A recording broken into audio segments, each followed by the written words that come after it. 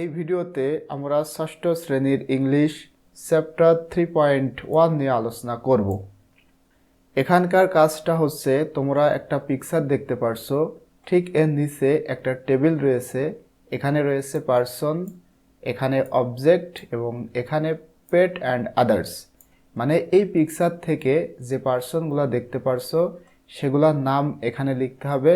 যে অবজেক্টগুলো দেখতে পারছো, অবজেক্ট মানে বস্তু যার প্রাণ নাই, এমন জিনিস যেগুলো দেখতে পারছো সেটা এখানে লিখতে হবে।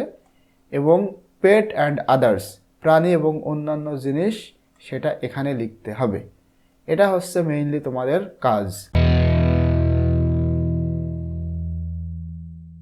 তাহলে এই পিকচার থেকে আমরা যে পার্সনগুলো দেখতে পারছি, ফাদার, মাদার, এটা যদি ভাই হয় তাহলে এটা ব্রাদার, এটা সিস্টার, এবং এই সিস্টারকে একজন পড়াতে এসেছে, এদের হোম টিউটর মানে এর প্রাইভেট টিচার।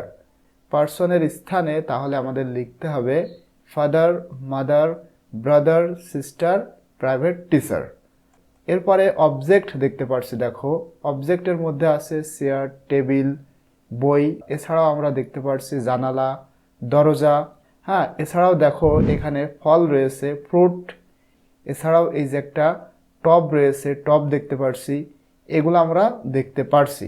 তাহলে অবজেক্টের স্থানে লিখব চেয়ার, টেবিল, উইন্ডো, ডোর, বুক।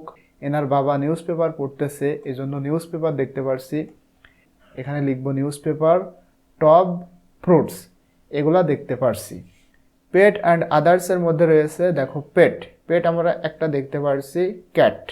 এছাড়া দেখো টবের মধ্যে একটা গাছ রয়েছে, এই গাছটা আমরা লিখব আদার্সের মধ্যে। তাহলে এখানে লিখব ক্যাট ট্রি।